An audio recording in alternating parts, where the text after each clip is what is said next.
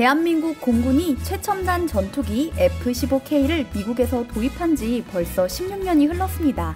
F-15K는 유사시 적군을 공격하도록 타우루스 미사일을 장착한 기종으로 대당 가격이 1,000억 원에 달합니다. 공군은 F-15K를 60여 대 보유하고 있죠. 짧다면 짧고 길다면 긴 세월 동안 F-15K에 얽힌 사건은 일반 대중에게 알려진 것만 해도 3-4건은 될 것 같습니다. 그중 가장 높은 비중을 차지한 것은 바로 고장이었습니다. 도입 10년이 지나자 고장으로 인한 수리는 더욱 빈번해집니다. 실제로 2018년 경북에서 발생한 비극적인 추락사고를 듣자마자 많은 사람들이 F-15K의 기체 결함을 의심했습니다.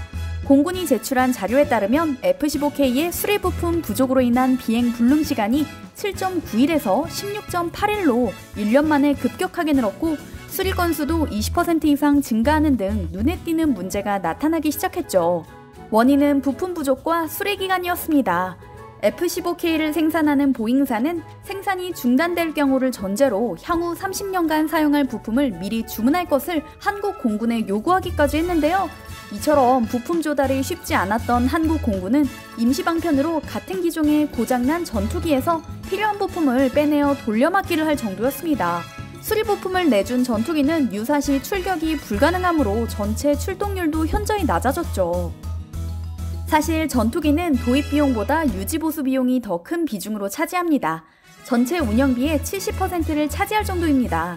일례로 2010년부터 2013년까지 우리나라 주력 전투기 F-15K와 F-16 계열의 수리 부속 및 정비 비용은 무려 1조 1,967억 원.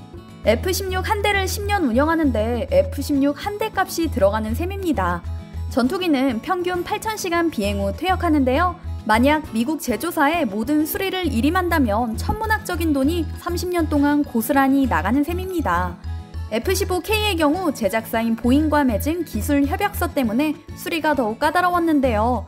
한국이 자체적으로 수리할 수 있는 간단한 고장이어도 마음대로 수리할 수 없었죠. 이렇다 보니 자잘한 부품 하나가 고장나면 몇 주를 기다리는 건 기본이고 최장 3년까지 전투기를 사용하지 못한 채 미국 측의 답변만 기다려야 하는 상황이 발생했습니다.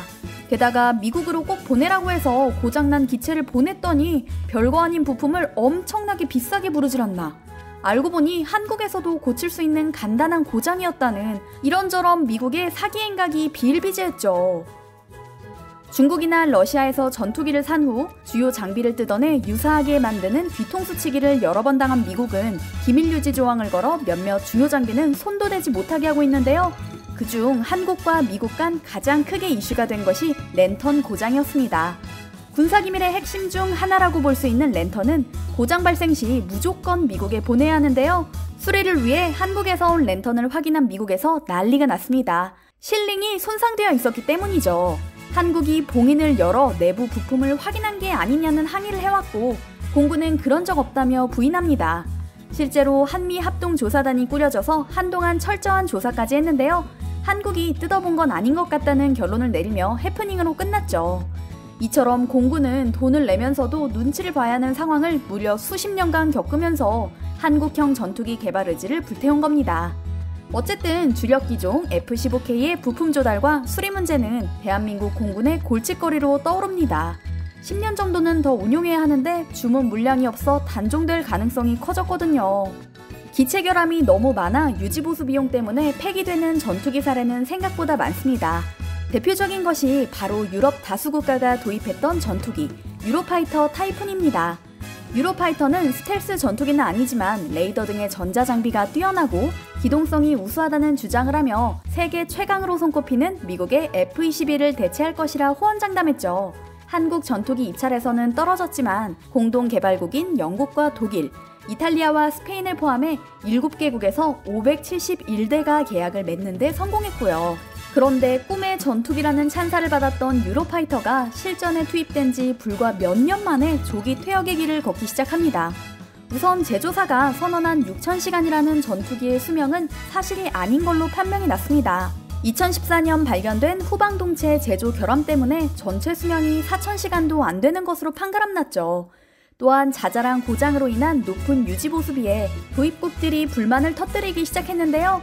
유로파이터의 시간당 유지 비용은 7만 파운드, F-15 전투기의 3배에 달합니다.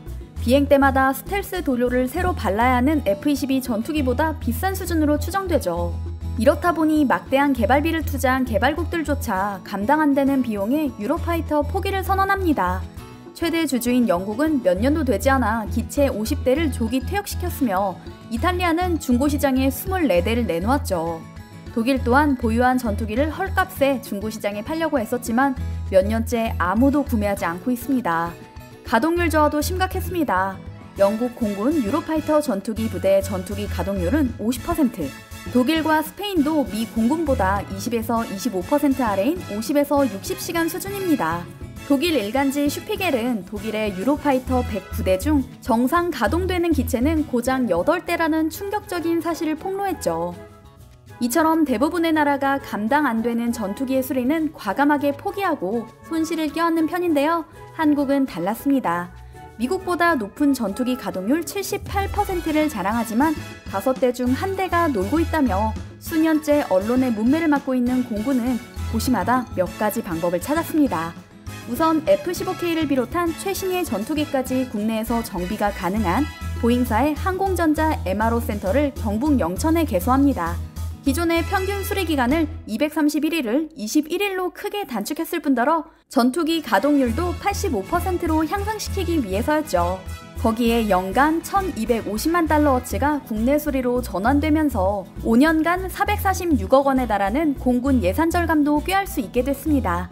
거기에 한국항공우주산업 KAI의 역할도 눈부십니다. 얼마 전 한국형 전투기 KF-21 보람의 위풍당당한 모습에 많은 분들이 탄성을 질렀을 텐데요.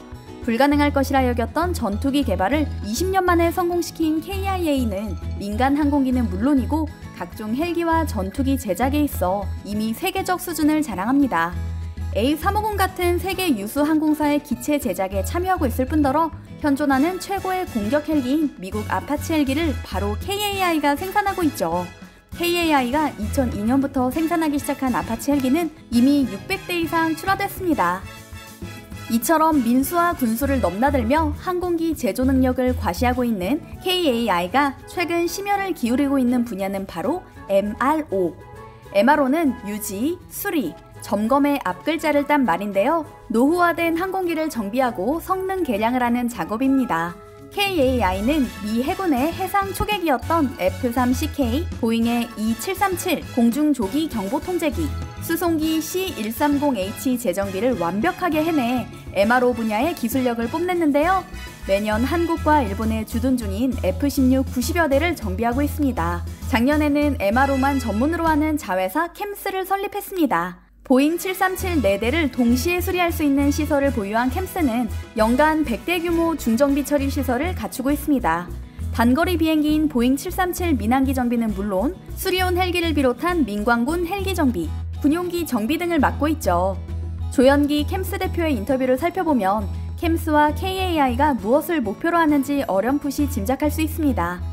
캠스는 국가항공 MRO를 선도하는 기업으로 F-16과 같은 군용기 창정비까지 영역을 확장해 동아시아 지역 최고 MRO 기업으로 성장하겠다는 비전을 밝혔기 때문이죠. 10년 넘게 우리 속을 끓였던 F-15K, KF-21 보라매가 실전에 투입되기 전까지 끌고 가야 할 이 녀석을 앞으로 캠스가 책임지지 않을까 하는 예상을 조심스럽게 해봅니다.